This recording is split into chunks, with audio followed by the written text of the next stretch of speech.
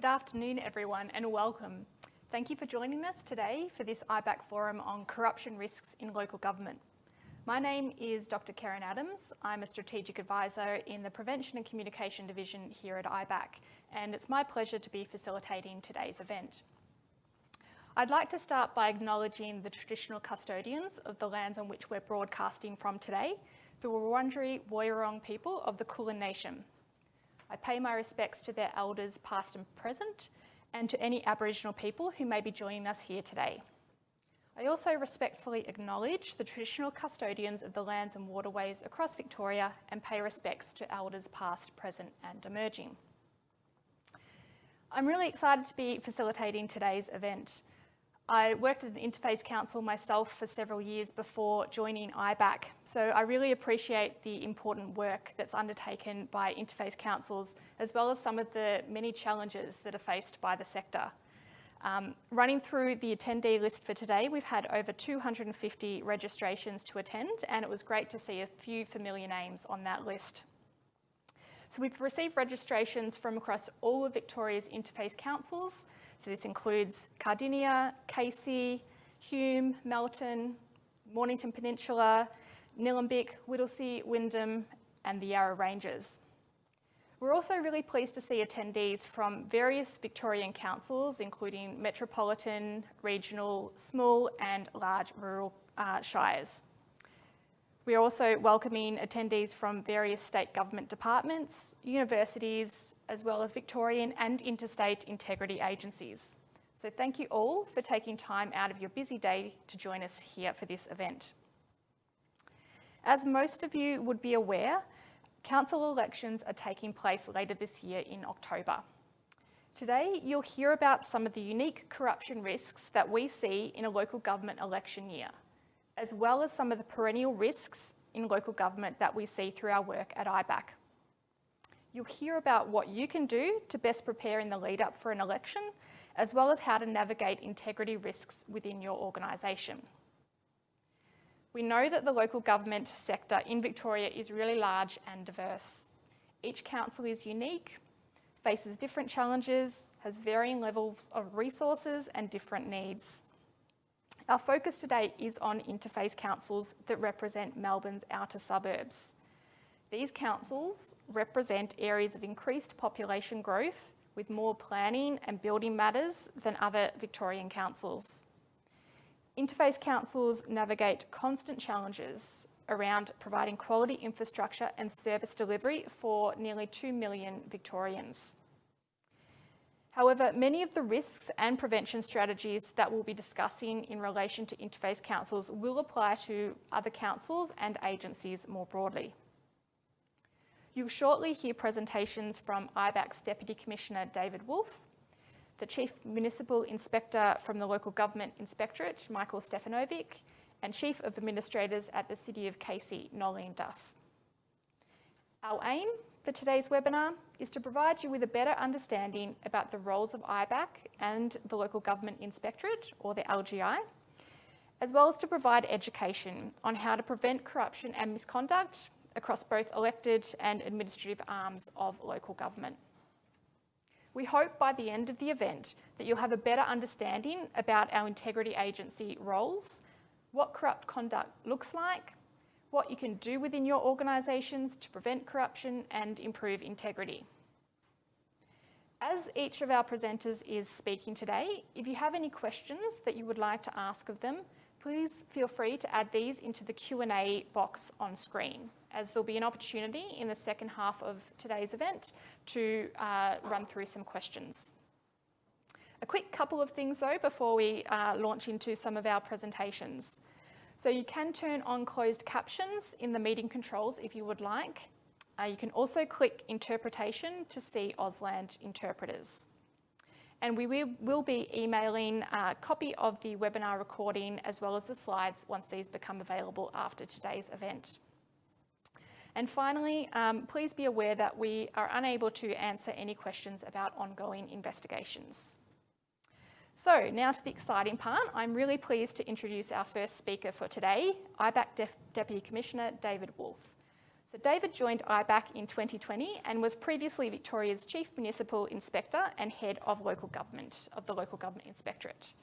So please welcome David.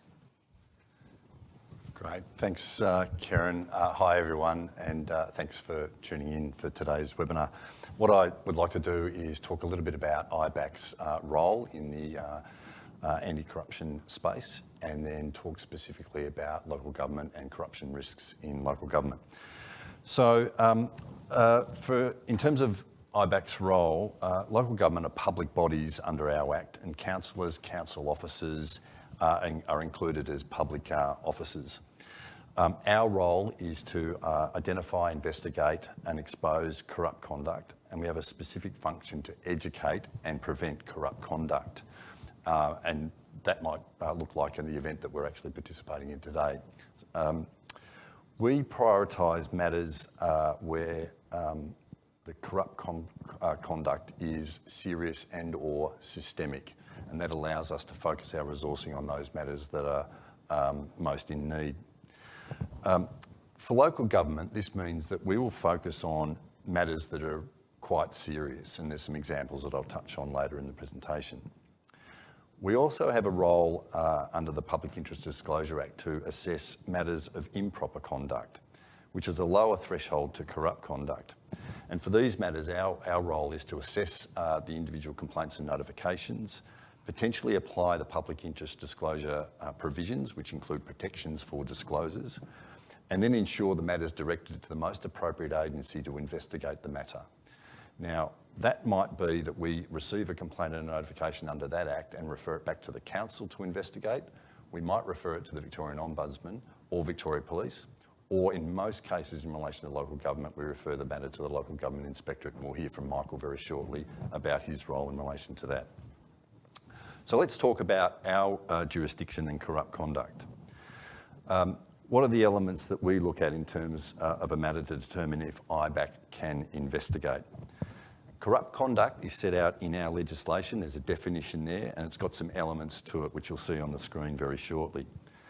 But for corrupt conduct to be established, any or all of the elements in a complaint or a matter must constitute what we call a relevant offence. And by that I mean a criminal offence that, if proven, carries a term of imprisonment of 5 years or more. So that might look like a dishonesty offence, like theft or fraud. It might be selling or seeking a benefit for confidential information. It might be engaging in bribery or a blackmail scheme, or it might be misconduct in public office. So you see all those elements that make up what corrupt conduct is, but effectively it must constitute a relevant offence, as I've just described. So if you're looking at local government specifically, what might that look like? What corruption might look like, and what are the risk areas that we're focusing on? First one you'll see is misuse of position. That's a specific offence related to the office of councillor, and it's where an elected official misuses their position for personal gain or to cause detriment to another. It's a two-step offence. The misuse might be something like not disclosing a material conflict of interest, and then voting on a matter, and then receiving a personal benefit for doing so. So misusing a position and then receiving a benefit as a result of that misuse. Conflict of interest are always quite prevalent in local government. There's a regulatory framework that dictates how conflicts are classified and how they should be managed. Material conflicts of interest are the more serious, and in some cases, general conflicts of interest might even pose a corruption risk. And it's primarily for us, it's around whether those conflicts are disclosed and if they are actually managed properly. Failure to take appropriate action, that generally is around decision making to do or not to do something, and that can always constitute a potential risk for corruption given the background and the context of that decision making. The improper use of public resources is always prevalent in the complaints that we're dealing with and we're seeing for corruption risks in the sector, and that might relate to vehicles, equipment, money, and it might be related to both councillors and administrative staff. Staffing practices are an area where we often see complaints, and that might have to do with cronyism, nepotism, or even favouritism in hiring practices, or even separation practices. And often it has a relationship to the failure to properly communicate the outcomes of those recruitment practices. So therefore, in that gap or that void of information, there's a suspicion that corruption might be occurring. Bullying and harassment's on the screen, and that in itself is not a corruption risk, but we put it there because more often than not in our investigations, the culture of the organisation, and particularly a bullying type culture, allows corrupt conduct to flourish. And it's evident in, as I said, in many of the investigations we undertake. So it's one for organisations to be conscious of. Licensing and regulation is a particularly relevant area for local government, given the role that local government performs in those spaces. And the functions, often those decisions around that functions have real consequences for those parties involved, so third parties involved. And those functions are often performed by staff that have great autonomy in the role. So there's an enduring corruption risk in the application of those functions. And the last one on the screen is procurement, and that is the consistent and enduring risk across all local governments, and particularly around the transfer of public funds to the private sector in exchange for goods or services. And in that exchange, that opportunity exists for people to see as an opportunity to gain personal benefit. So as I say, that's an enduring risk across the entire sector. For interface councils, all those risks are prevalent. Some are more prevalent depending on geography, demographic or local issues. But largely for interface councils, from my perspective, one of the key issues is the amount of change and that speed of change, and whether the organisation's got the capacity and the capability to deal with that change. And where that capacity and capability doesn't exist, these vulnerabilities can have a much greater risk of occurring. I just want to talk about a particular piece of work that we did that really illustrates IBAC's role in the local government sector. Operation Sand will be familiar to many people. It related to the council where Nolene, who you will hear from very shortly, has been the administrator for a number of years. And effectively, it was a piece of work where IBAC identified and exposed individual conduct that was alleged to be improper or corrupt. And we had exposed that conduct through our public reporting regime. But more broadly, we identified some corruption vulnerabilities in the system, and it was really important for us to identify solutions to address those vulnerabilities. So in our reporting, the focus of the actual report was somewhat on the individual behaviours, but that was our vehicle to then discuss the vulnerabilities in the system, which resulted in quite profound recommendations to government to improve areas like donations, lobbying, council governance rules, councillor conduct rules, and decision-making specifically around planning matters. And I note that a number of those recommendations have been implemented by government. There are a few remaining, or quite a number of remaining recommendations that are sitting with a task force, which comprises policy areas from across government who are now addressing those and looking for solutions to the issues that we've raised. And of course, there's the actual individual conduct of some of the parties. And I'll say that material and the evidence in that investigation has been provided to the Office of Public Prosecution, and that's pending analysis and decision from that office in terms of what the next steps might be. So a really good example of a really broad and complex investigation that not only exposed conduct, but those broader systemic issues that need to be addressed. The last point I want to touch on is reporting, and this is a consistent theme that we deal with across our entire sector, but specifically to local government as well. And one of the key elements of the Operation Sandon and what was exposed through that was how the improper conduct was either not or how it was reported. Some people chose not to report, and that was primarily through fear of reprisals or reservations about whether their report would be taken seriously and dealt with. Some people reported internally, and it was unclear whether proper action was taken for those internal reports. Some reported internally, which we could see, and it was dealt with appropriately, and some reported directly to integrity agencies. Ultimately, we saw the investigative activity that saw that report published and the changes at Casey Council. But the key point I want to make here is it's so important that corrupt conduct or suspected corrupt conduct is reported. And if anybody is interested in the vehicles for which to and how to do that, our website's got some terrific material, very clear material on the reporting mechanisms and the protections that are available for people that wish to report corrupt conduct.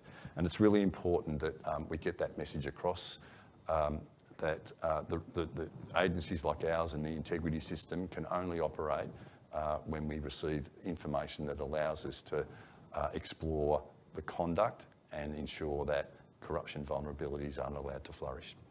I'll end on that note and I'll look forward to your questions. Thank you, David, for those really important insights into integrity risks in the local government sector and for providing some really great practical advice there as well. I'd now like to invite Michael Stefanovic to the lectern. So he's Chief Municipal Inspector at the Local Government Inspectorate. Michael has led teams specialising in fraud, corruption and misconduct investigations with the World Bank in Washington, DC. He's also served as the Director of the Investigations Division at the United Nations in New York. Michael started his career in Victoria Police and served for 14 years in various roles, attaining the rank of Sergeant. So welcome, Michael.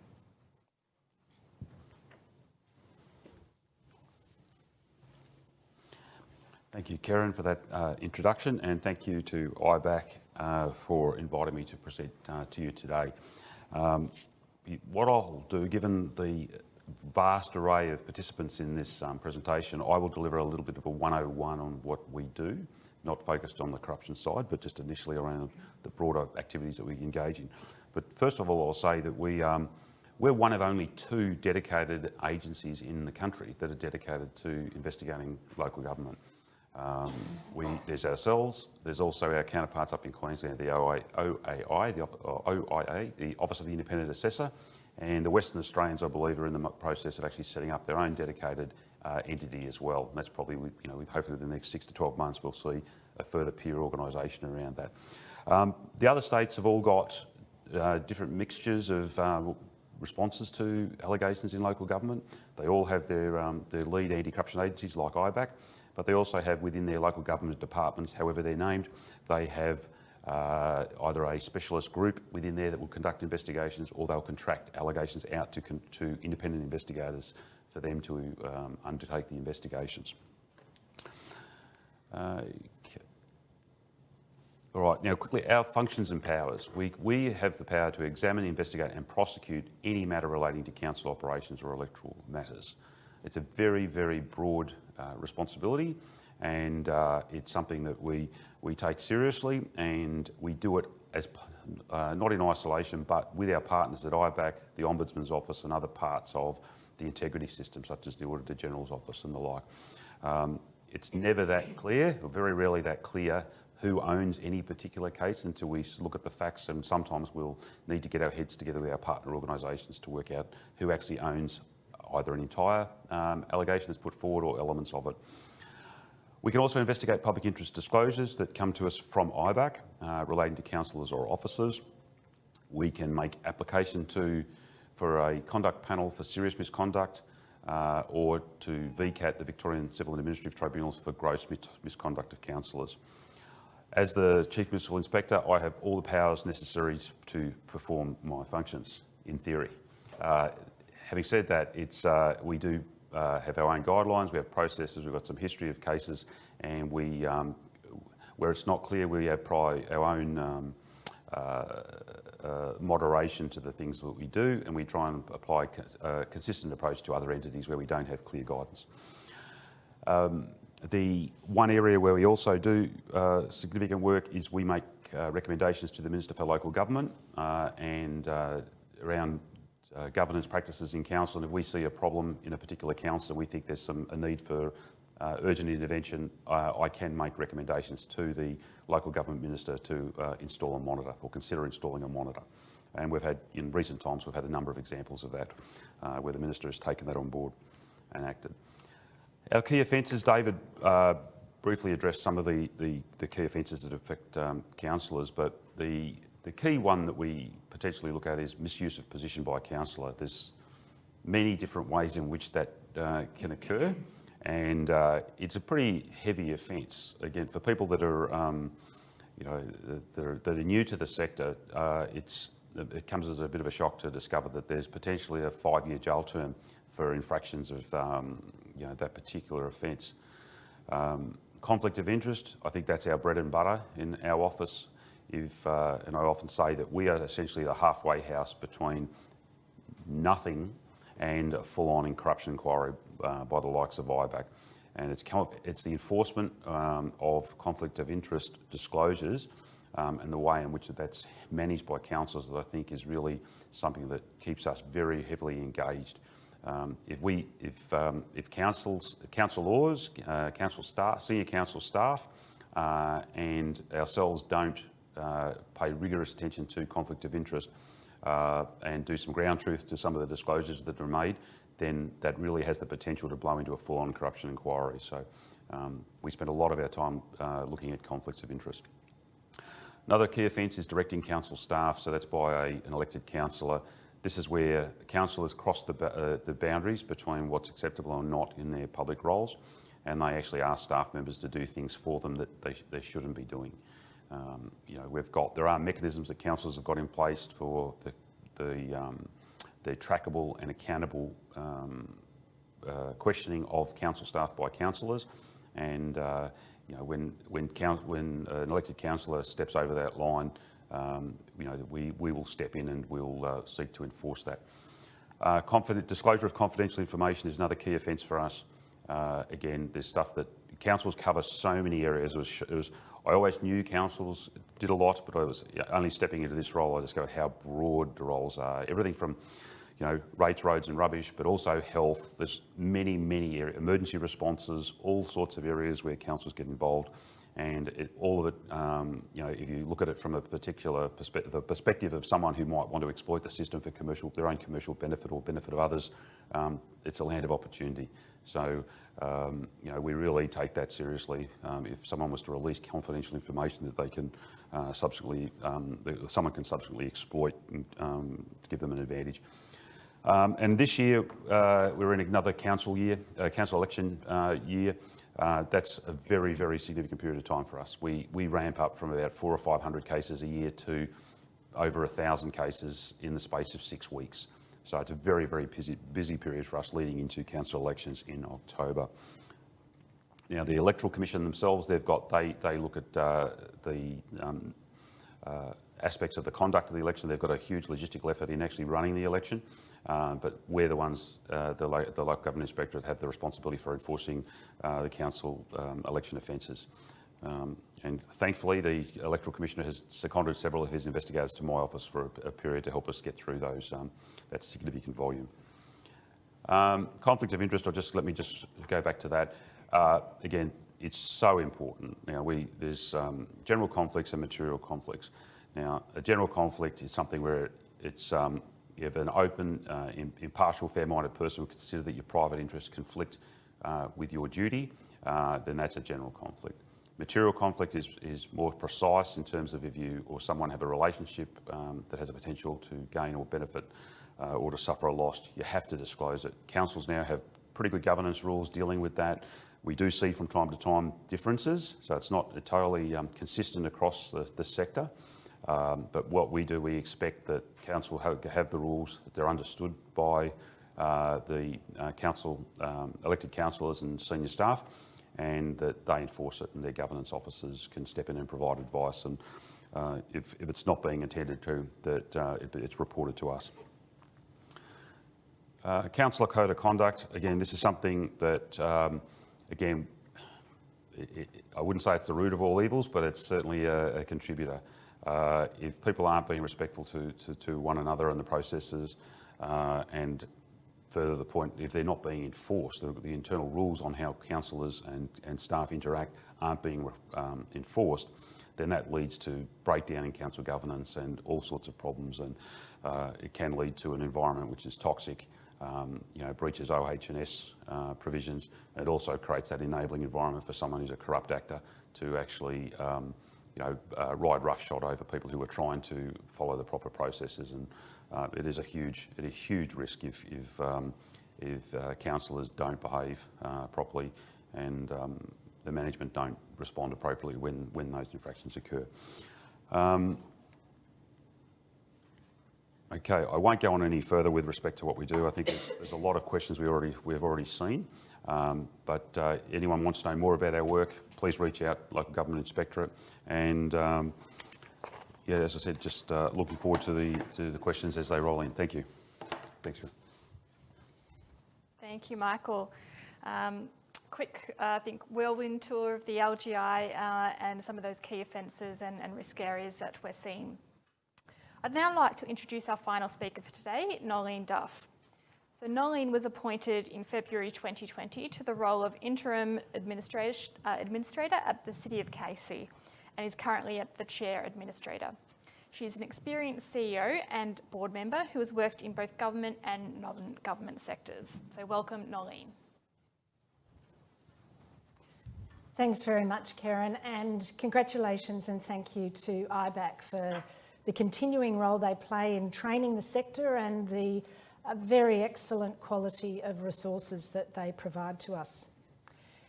If corruption, immorality or incompetence sometimes generate a punishing avalanche of negative publicity, what about the many instances where media ignore or downplay serious misdeeds? I'm quoting there from Robert Entman, who's the US Professor of Media at George Washington University, from his book titled Scandal and Silence, Media Responses to Presidential Misconduct. Whilst we're not dealing with presidential misconduct in local government, there is perhaps quite a lot to learn from recent examples in the US, where a presidential candidate can proceed and may even be elected when he has 34 felony convictions, charges of fraud, election subversion and obstruction alive. Such are some of the challenges in the US, but in our sector, in spite of the many reforms to the Local Government Act, actions by IBAC, the Local Government Inspectorate, the Ombudsman, it appears to be very hard to bring poor behaviour, even corrupt behaviour, to account. That is in spite of so many changes in statutory requirements, reporting obligations, training regimes, and the efforts of so many civic-minded councillors, officers, statutory agencies and parliaments that operate with strong principles of integrity across our sector. So where does that leave local government officers in Victoria facing an election in a few short months this year? And what can you put in place now that will help frame the future roles and relationships that you build with the new council? In summary, today I intend to cover the following messages. Develop clear roles and relationships from the outset and be consistent across the organisation in delineating these. Behave day one as you intend to continue with a high level of integrity. Ensure that your governance policies and procedures are fit for purpose and meet legislative requirements. Ensure you have a robust governance framework, including your governance rules. They are one of your best integrity risk management tools alongside the code of conduct and the training regime that you'll apply to councillors. Ensure there's a key officer that has a working understanding of the Local Government Act and the other relevant agencies here today, and if not, ensure you have ready access to that knowledge. Encourage and ensure that there's ongoing communication with all councillors in line with your internal processes. Appreciate that the councillor role is a complex one and that officers support that role by providing the best advice and support possible. Don't assume councillors start with a clear understanding of their role and what the organisation does. It needs to be developed over time. Prevention and early intervention are your friends before things go wrong. Repeat that one. And be clear that the council chamber is where decisions of the council are ultimately made. When thinking about the election process, it's worthy to acknowledge that the VC run the election and ensure that all election-related matters are referred to them is critically important. Your key staff interfacing with the election must have a good working rapport with the local VEC, but the preparation process that you put in place will be key.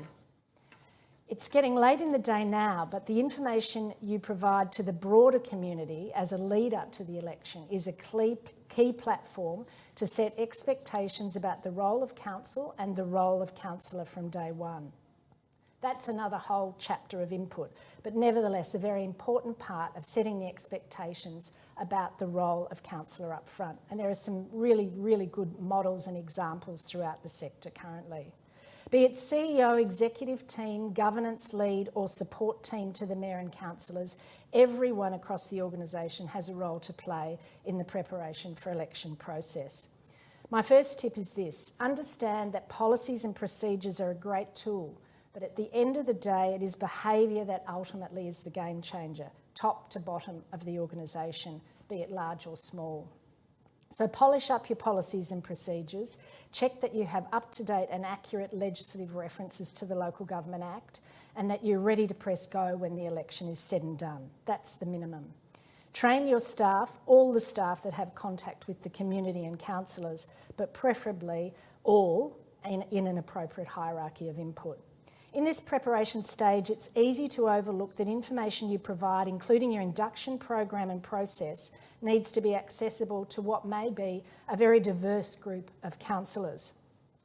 Don't assume that they will start day one with a clear picture of local government, what we do and the services we provide, or be able to work through dense documents easily. In fact, in my experience, the majority of councillors do not start with a clear understanding of their role. Some will even have aspirations that cannot be met by the council. My first rule of thumb in clarifying roles and relationships is once a councillor, always a councillor. In my view, it's impossible for councillors, elected officials in the public domain, to take off their councillor hat, be it in media comments, on social media, or in the public domain. Separating the personal from the councillor role is an ongoing topic, but one that is important to canvass early on in the relationship that you build with a newly elected group of councillors. This is particularly relevant in smaller councils where local visibility is generally much higher than in larger and metropolitan settings. Clarity around roles and relationships needs to be evident in your policies and procedures and in your induction program. Your governance rules, and I believe they should also be consistent across the sector, I hope we'll see that in future reforms, should be well and truly up to date, and if not, ready for a review and adoption by the new council. Do you have a staff and councillor interaction protocol? A tricky topic, but important topic. And once again, there are some really good examples of that and models across the sector. It may be of value to reach out to the existing group of councillors. Those that do not renominate can be particularly useful, and check in with them about some of the methods and processes that you may want to keep, change or update, and get their feedback. They've been the users of your systems and deserve to be consulted, and I'm confident you'll get some useful gems that could assist you. It could be about equipment provision, the tools you offer them, the systems that are put in place, the training regime you put in place, the way the council report process works. Be cognisant that newly elected councillors will probably not know all the others in the newly forming group. They are exposed day one to a totally new organisation, a group of officers they don't know, and obligations and duties that they probably won't be familiar with. I can hear some of you saying, oh yes, but I'll have a number of returning councillors, so they know it all. But here's a chance for a reset, to reframe and rethink the way that you do business, discarding processes and methods that haven't worked so well from an organisational point of view, and casting a new set of procedures and processes that will better support the workings of the organisation and the councillor decision-making process going forward. The councillor journey is a complex one. They are getting to know you and the organisation as well as their colleagues, so the induction program is critical. It's the opportunity they have to build relationships with each other. So what can you put in place to ensure that those relationships have a healthy respect for the organisation and that they act in a model manner, fulfilling the goals around integrity and best practice? Having a consistent councillor code of conduct across the sector, a change resulting from the recent reforms, will be immensely helpful. It will set out the key behaviours that are expected of councillors, and I think will assist councillors and officers across the sector, a welcome reform. However, it will get lost if it's not utilised effectively in the induction program as a key tool for discussion about the standards and expectations that exist via the code, but also how this newly elected group of councillors will work with the code of conduct by virtue of their behaviours. The code can be used as a central document that enables solid discussion about matters of integrity within the council. It provides a framework against which officers can reinforce the importance of mandatory declarations required of councillors, can reinforce the importance of an active understanding of conflict of interest, gift declarations, and any other policies that intersect with the code, such as media policy and including social media. And that's probably the subject of another whole section of an induction program. The induction program provides an opportunity ahead of the election of mayor to clearly outline the role of the mayor and the associated duties the mayor now has under legislation. Ideally, a mayor will emerge who has some leadership capability, but this is not always the case. The CEO will play the key role in building that relationship with the mayor and enabling the mayor to fulfil their obligations. This will be of particular importance if issues emerge in the group that need to be addressed. The obligation on officers to be consistent, enact the council policies, and behave with a high level of integrity cannot be underestimated throughout the election process, councillor induction, and the ongoing working relationships. It's vital that the framework put in place from the outset of the new council, and I include in that the need for consistent officer behaviour, is a key success factor in ensuring that the council can work effectively throughout their term. That framework provides the preventative mechanism that enables the platform for integrity and decision making. If issues emerge, then early intervention is key. The leadership teams within council, however defined in your organisation, are part of that prevention, early intervention process. The way that everyone behaves, be it in responding to requests from councillors, all form the culture of the organisation that sets in place the way you do business in your setting. For that to be able to deal with issues as they emerge can take some courage and fortitude, but not so difficult if you are consistent in the manner in which all key officers act in delivering the best advice and input to the council from day one. If you're a senior officer or CEO who feels they don't have the skills to manage some of this, then make sure you access training or input to help you develop those skills, or have access to resources you can call on if issues emerge. That may be a skilled mediator, a lawyer, or it may be someone who can work with an individual councillor to assist them one-to-one. Really depends on the issue, the behaviour or the problem. But my best advice is get in early. Don't let poor and unacceptable behaviour fester. It always leads somewhere else. And as a CEO or senior officer, be very, very clear about your own statutory obligations to report to IBAC or the Inspectorate or the Ombudsman as appropriate. Don't be tempted to recalibrate the behaviour, activities or actions you are observing. Consult with IBAC or the Local Government Inspectorate or the Ombudsman if you suspect there may be an issue, to ensure that we all work together towards a local government system in Victoria that operates with a high level of integrity and, where necessary, intervenes and tackles issues that corrupt our sector and damage all of our reputations as professionals. Thank you. Thank you, Kim. Thank you, Nolene. Some really key messages there and also some really great practical advice again. So we've now come to the Q&A section of today's forum. So thank you to those who have submitted a question as part of your registration or throughout the presentations today. We'll try to get through as many of the questions as possible and keep our answers relatively concise if we can. So to kick things off, we've heard from both the LGI and IBAC today. So perhaps I'll direct this one to you, David. Can you explain to us what are those main, functional differences between the two agencies? Sure. Thanks, Karen. Just before I answer that, I just want to acknowledge Nolene. We are incredibly lucky to have someone of that experience and calibre present in an IBAC forum, and the messages that came through your presentation were incredibly powerful, so thank you, Nolene. The differences between IBAC and the LGI, I'd say size, scope and scale are the three ways best to describe it. We're a much larger organisation, much more people, a much greater budget. Our scope is much broader. We have a responsibility across the entire public sector in Victoria, and also a specific role in oversight of Victoria Police in relation to police misconduct. The scale of the work we do is often much larger, much more resourcing. Our investigative tools are often much broader and more complex in terms of our investigations. So those three elements really delineate between the officers from a high level perspective.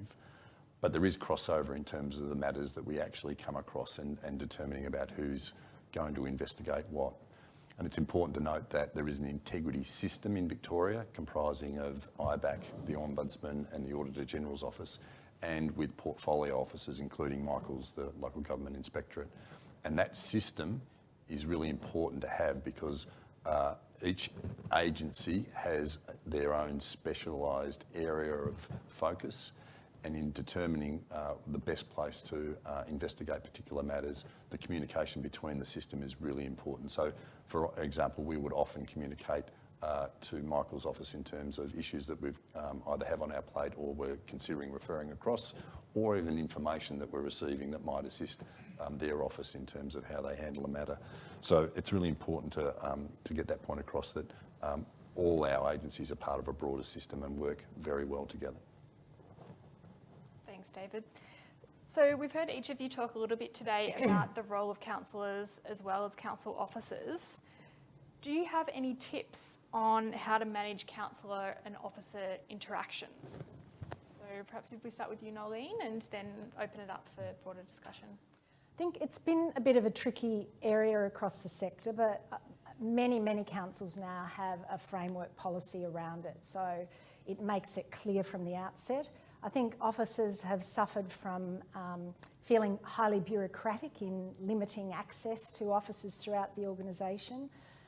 But one of the rules of thumb I always used was, well, if you go to anybody other than those that have been designated as key contacts, then don't rely on the advice. And that seemed to be a pretty powerful message. So I think, there are many councils that do document the relationships, the arrangements, limit access to parts of the organisation. And then the other side of it is officers really have to work with that if that's the designated framework, which I think is appropriate and I do encourage. But officers then need to be active in, if you like, behaving consistent with that framework. And so as limited a low-level question that they might think is okay to respond to, it needs to be responded to by the right person. So if you're in the governance team and you're asked a question about planning, you need to refer it to the right area. Don't try and second-guess the responses that you make. And I think that discipline of behaviour on the part of officers generates the discipline of behaviour amongst councillors, who then expect to go to people who can respond appropriately and provide good information to them. Thank you. Anything further to add?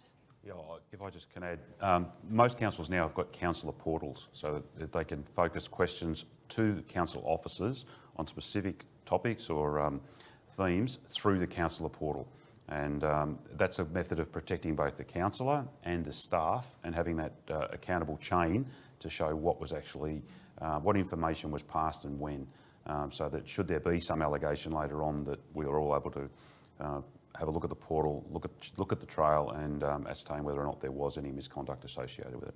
Often questions are legitimate questions, and the council officers would love to be able to provide the information, but it's very hard if there isn't that trail to protect them.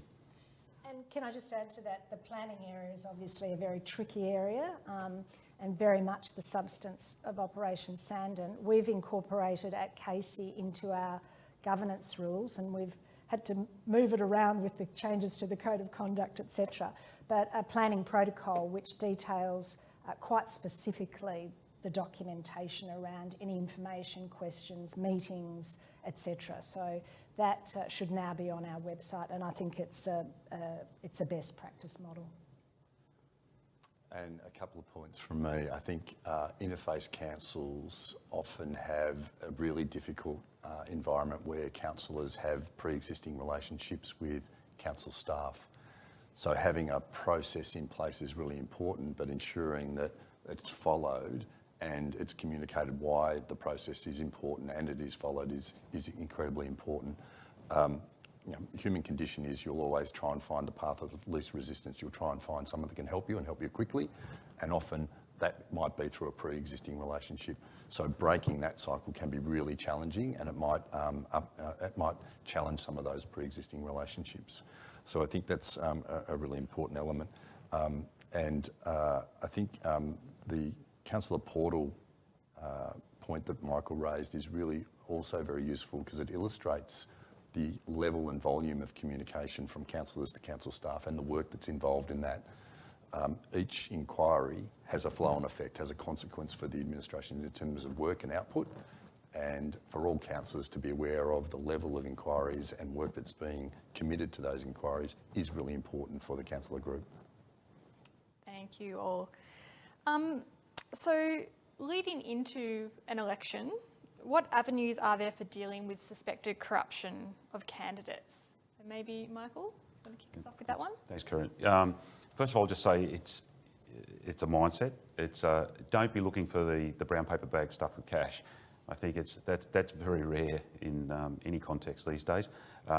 If you have cause to be concerned about some form of interaction, it's not up to you as a council staff member or a fellow councillor or a member of the public to actually to go and do the investigation and identify all of the evidence.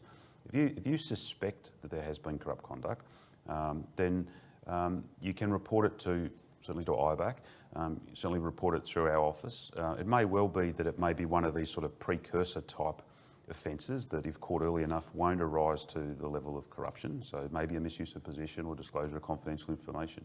But if you see something, say something. And there's no onus on you as the person reporting it to do the investigation. That's the thing I want to get across. It's like, and you can get yourself in trouble if you do. Is a further caveat as well. So if you see something, you've got concerns, it's a red flag, please report it to either to my office or to IBAC. And we'll work it out and where the responsibility lies for it. Thank you. And just by way of information, candidates who aren't currently councillors aren't considered public officers under the provisions of our legislation. So we don't have jurisdiction over candidates who are nominating and running for council that aren't current councillors. We might look at a current councillor for misusing resources or their position in terms of their election or campaigning. But if it's not a pre-existing councillor, then it doesn't fall in our jurisdiction. It's over to Michael or the Electoral Commission. Thank you. So this next question, I'm not sure if it relates specifically to elections or perhaps integrity management more broadly, so I'll let you answer how you wish. But how active do councils need to be to make sure everything stays above board? Who'd like to kick us off on that one? I'll start. There's often that tension or that argument around operations, business versus governance, and where the right investment should be put or what's the right level of investment. There should be that right level of tension to ensure that governance and compliance are at the foremost of thinking and in terms of oversight of work, but not too burdensome to slow the actual business. So getting that balance right is really important. And again, it comes down to communication. It comes down to ensuring the business understands why compliance and governance is so important, because ultimately that protects those people in the business from the corruption and risks that we've been talking about. If I can just add to that too. During the election period, really, David's raised the issue of potentially things being slowed down There's also there's a flip side, the risk of being pressured to accelerate things, such as grants and other things like that, bring forward decisions that prior to the election that really could keep until afterwards. So I'd say that's a risk you really have to be very, very mindful of in the lead up to the election, not to accelerate decisions that still require time and other procedures. So bypassing procedures, short-stepping things is a real red flag for us, and we'll be looking for it. This thing called culture is so important, and I think if you develop the culture from the outset, whether you've got a returning group of 100% of former councillors in November when they're declared, when the election's declared, it is a chance to start again. And so if you develop a culture where these things are talked about openly, examples are given, the training input, get experts in to talk to the group. There are always people that will come and share their knowledge and information. Keep it as an open communication, and then when there's an issue, it can be dealt with in an open way. And I think that, to me, is the best way. That prevention, early intervention, the culture of the organisation really sets the tone for how things can be better dealt with, and you have to be vigilant all the time. It's a nice segue to a similar question that we've had, which is about training councillors, and I know that you've touched on that a little bit in your presentation, Nolene, but what support mechanisms or frameworks can councils leverage to train councillors? Is there anything further, or David or Mick, that you'd like to share on that topic? I think I'll start off that there's many training and education activities that are provided by the peak bodies, so Municipal Association Victoria, the Victorian Local Governance Association, many aspects of learning to be how a councillor, all the important elements of being a councillor are provided by those entities, but ultimately the council for which you're elected to have a responsibility for proper induction and providing all the appropriate tools. And in my experiences, most of the councils provide a really high standard of material. It's encouraging the councillors to embrace that material. Nolene will comment on this, I'm sure, but when councillors are first elected, there's an enormous amount of material and requirements and demands. The first 6 months are incredibly important in terms of some of those key decisions. So what does a councillor prioritise in terms of their efforts and thinking? The upskilling, the training, education, the governance and compliance matters have to be up the top of that list, but getting them there can be really challenging. Yeah, I think the challenge is the ones that don't want to participate, and there's always some. Yep. And so I think, it is that balance between, sort of the carrots and the sticks, if you like, but the obligations on councillors in terms of their declarations of interest, conflict of interest, thinking, reporting arrangements, there's a high burden there, and they need to respect that and embrace that. And I think, it is incumbent on the other agencies where those reports are delivered to, whether it be local government, Victoria, or whatever, to really enforce those deadlines as well. But the participation in training is a tricky one, where you've got, and I have had in the past, councillors that say, I don't need any input.